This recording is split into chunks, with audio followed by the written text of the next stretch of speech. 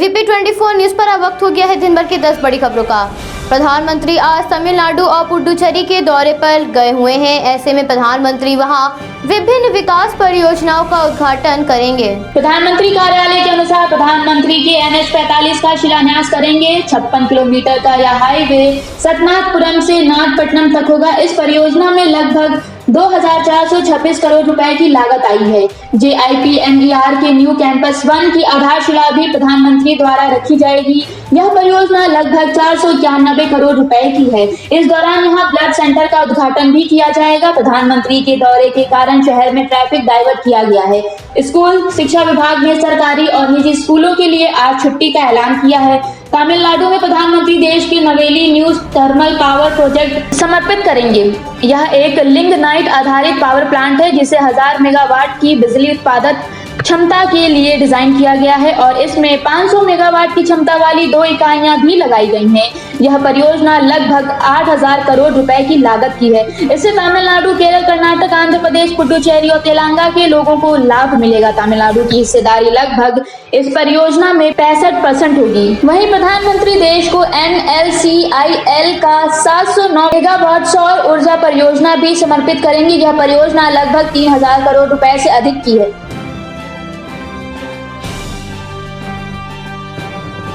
केंद्रीय गृह मंत्री अमित शाह असम में विधानसभा चुनाव के मद्देनजर गुवाहाटी पहुंचे हैं। असम के मुख्यमंत्री सर्बानंद सोनोवाल, उनके कैबिनेट सहयोगी डॉक्टर हेमंत बिस्वा शर्मा, राज्यसभा अध्यक्ष रंजीत कुमार दास ने गुवाहाटी में लोकप्रिय गोपीनाथ बोरदोलोई इंटरनेशनल एयरपोर्ट बोरझार में केंद्रीय गृह मंत्री का स्वागत किया।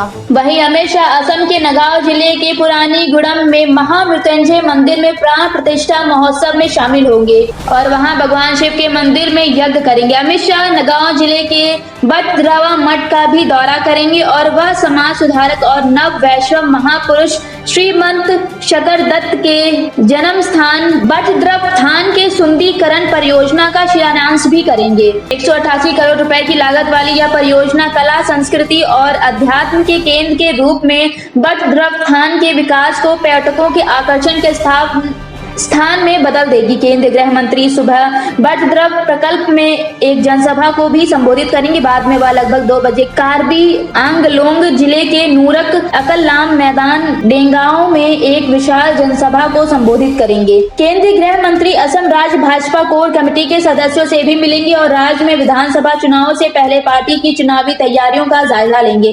इससे पहले केंद्रीय गृह मंत्री ने 26 जनवरी को चुनावी राज्य का दौरा किया था और नलबारी जिले में एक सार्वजनिक रैली विजय संकल्प समारोह को संबोधित किया था। बता दें कि भाजपा ने राज्य में आगामी विधानसभा चुनावों के लिए मिशन 100+ का लक्ष्य रखा है। राज्य में इस वर्ष अप्रैल मई में चुनाव निर्धारित हैं।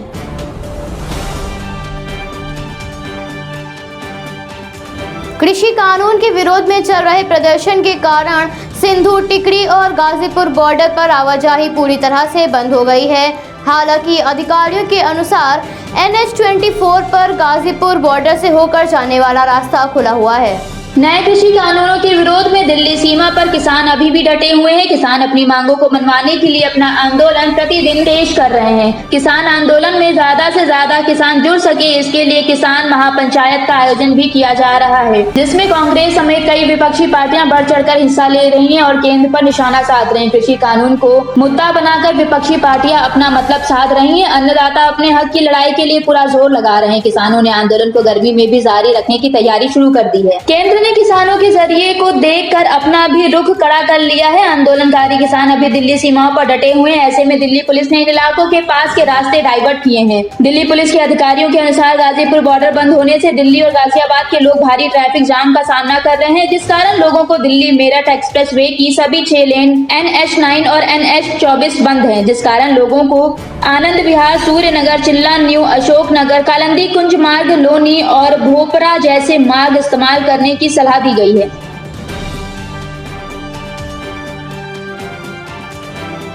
उत्तराखंड प्रदेश मंत्रिमंडल की बैठक मुख्यमंत्री त्रिवेंद्र सिंह रावत की अध्यक्षता में कैंट स्थित मुख्यमंत्री आवासीय कार्यालय परिसर में होगी। बैठक में 1 मार्च से शुरू हो रहे विधानसभा सत्र में सदन के पटल पर लाए जाने वाले विधायक, संशोधित विधायक व विभागीय प्रतिवेदन रखे जाएंगे।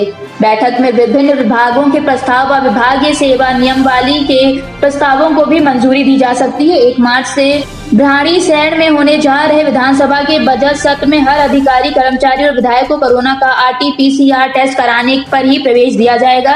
विधानसभा अध्यक्ष प्रेमचंद अग्रवाल ने बैठक में निर्देश दिए हैं कि विधायकों के साथ आने वालों को भी विधानसभा में प्रवेश नहीं दिया जाएगा। मीडिया कर्मियों को भी सीमित संख्या में ही पास जारी किए जाएंगे। दर्शक दीर्घ और अधिकारी दीर्घ में किसी को भी पास नहीं जारी किया जाएगा। सत्र के दौरान गैर सरकारी व्यक्तियों को परिसर में प्रवेश की अनुमति प्राप्त नहीं होगी। विधानसभा अध्यक्ष ने बताया कि कोविड के चलते मीडिया कर्मियों को सीमित संख्या में ही सूचना विभाग द्वारा जारी किए जाने वाली सूची के अनुसार ही सत्र के लिए पास आवंटित किए जाएंगे। विधानसभा परिसर में विधायकों के साथ आने वाले सहवर्ती का प्रवेश विधानसभा भवन में वर्जित किया गया है। प्रवेश केवल परिसर में ही अनुमान्य होगा। पूर्व विधायकों को भी परिसर में आने से बचने का अनुरोध किया गया है। राज्यपाल के अभिभाषण के समय सूचना विभाग द्वारा ही वीडियोग्राफी एवं फोटोग्राफी होगी। सत्र के लिए अभी तक 593 प्रश्न प्राप्त हो चुके हैं।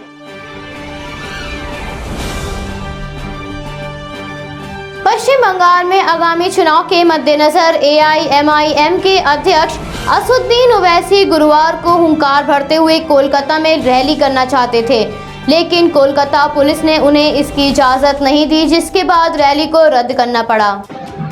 पश्चिम बंगाल में आगामी चुनाव के मद्देनजर सभी राजनीतिक पार्टियों ने कमर कस ली है। जहां एक ओर बीजेपी बड़े पैमाने पर ममता की सरकार छीनने के बेजोड़ प्रयास कर रही है, तो वहीं दूसरी ओर ममता अपनी सरकार को बचाने के लिए हर संभव प्रयास कर रही हैं। दोनों ही पार्टियों में चुनाव के मद्देनजर जैसे जंग छिड़ी हुई है। ऐसे में AIMIM के अध्यक्ष असदुद्दीन ओवैसी भी बंगाल में चुनाव के मद्देनजर चुनावी रैली करना चाहते हैं, लेकिन पार्टी के नेता जमीरुल हसन के अनुसार पार्टी ने रैली के लिए 10 दिन पहले आवेदन किया था और बुधवार शाम को उनके आवेदन को खारिज कर दिया गया है। TMC ने पार्टी पर हमला करते हुए उस पर मुसलमानों की वोट बांटने का आरोप लगाया है। हसन के अनुसार TMC की इस हरकत के कारण AIMIM पीछे नहीं हटेगी। इस पर चर्चा की जाएगी और जल्द ही रैली के लिए नई तारीख की घोषणा की जाएगी।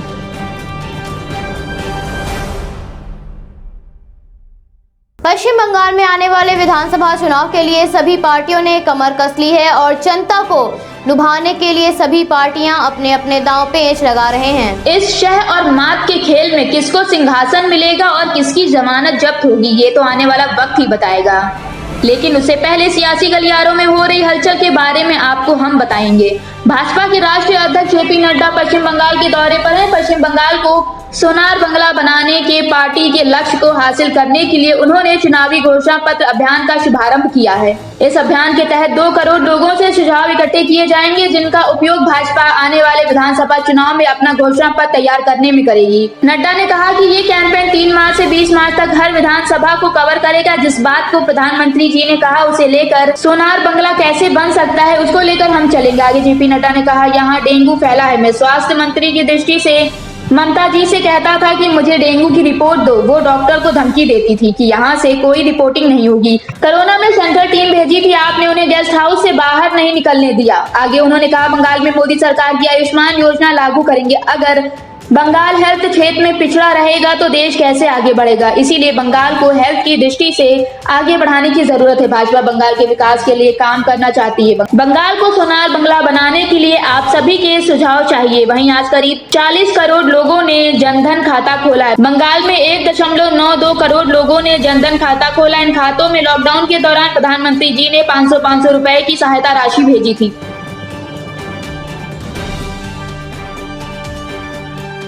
भारत में जारी किसान आंदोलन के बीच कल पूरे देश में भारत बंद किया जाएगा। देश भर में 8 करोड़ से अधिक व्यापारी 26 फरवरी को होने वाले भारत बंद में शामिल होंगे। देश के 8 करोड़ व्यापारियों ने हड़ताल का ऐलान किया। इसी के साथ ट्रांसपोर्ट के संगठन ने भी इस दिन चक्का जाम का ऐलान किया। इस दौरान देश भर में सुबह 6 बजे से लेकर शाम 8 बजे तक चक्का जाम रहेगा। इससे लोगों को परेशानी हो सकती है। व्यवस्था को सरल बनाने की मांग को लेकर व्यापारियों के शीर्ष संगठन the foundation of all India traders ने 26 फरवरी को भारत बंद का आह्वान किया है। इसी के साथ सड़क परिवहन क्षेत्र की सर्वोच्च संस्था all India transport welfare association ने कैट के समर्थन में इसी दिन चक्का जाम का ऐलान किया। इसकी वजह से 26 फरवरी को सभी व्यावसायिक बाजार बंद रहेंगे। ट्रांसपोर्टरों संगठन की इस दौरान हड़ताल में शामिल होंगे। सभी राज्य स्तरीय परिवहन संघों ने भारत सरकार द्वारा पेश किए गए नए ई-वे बिल कानून के विरोध में कैट का समर्थन किया है। ट्रांसपोर्ट संगठनों ने कार्यालयों को इस दौरान पूरी तरह बंद रखने की घोषणा की है। किसी भी प्रकार की माल की बुकिंग, डिलीवरी, लदाई उतराई बंद रहेगी। सभी परिवहन कंपनियों को विरोध के लिए सुबह 6 से शाम 8 बजे के बीच अपने वाहन पार्क करने के लिए कहा गया है।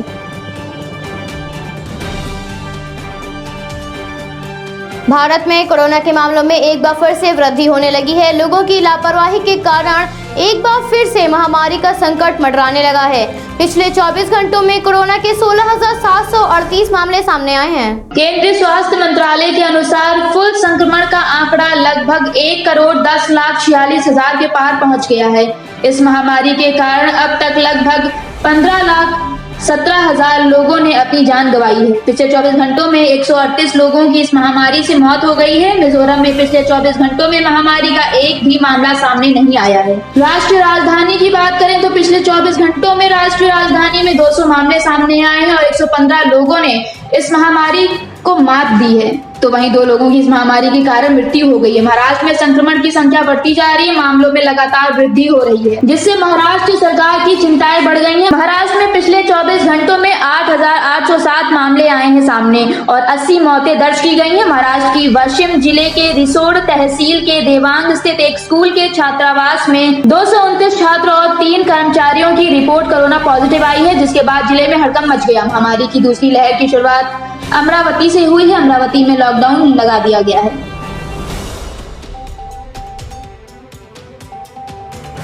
अमेरिका के राष्ट्रपति जो बिडेन ने पूर्व राष्ट्रपति डोनाल्ड ट्रंप द्वारा वैश्विक महामारी के दौरान ग्रीन कार्ड जारी करने पर रोक को हटा दिया है। अधिवक्ताओं का कहना था कि यह अमेरिका में वैध अव्रजन को रोक रहा था। आपको बता दें, पूर्व राष्ट्रपति डोनाल्ड ट्रंप ने पिछले साल वसंत में कोरोना वायरस के कारण बढ़ती बेरोजगारी से निपटने का हवाला देते हुए 2020 के अंत तक ग्रीन कार्ड जारी करने पर रोक लगा दी थी, जिसे 31 दिसंबर को उन्होंने मार्च अंत तक के लिए बढ़ा दिया था। वहीं बाइडेन ने बुधवार को बताया कि वैध अव्रजन को रोकना अमेरिका के हित में नहीं है। आगे बाइडेन ने कहा, बल्कि इससे अमेरिका को नुकसान पहुँचता है, जिसमें अमेरिकी नागरिकों या वैध स्थायी निवासियों के परिवार के सदस्यों को यहाँ उनके परिवारों से मिलने से रोकना शामिल है। यह अमेरिका के उद्योगों को भी प्रभावित करता है, जिसका विश्व भर के प्रतिभाशाली लोग हिस्सा हैं। अमेरिकी अव्रजन वकील संघ के अनुसार इन आदेशों से अधिकतर अव्रजन वीजा पर रोक लगाई गई है।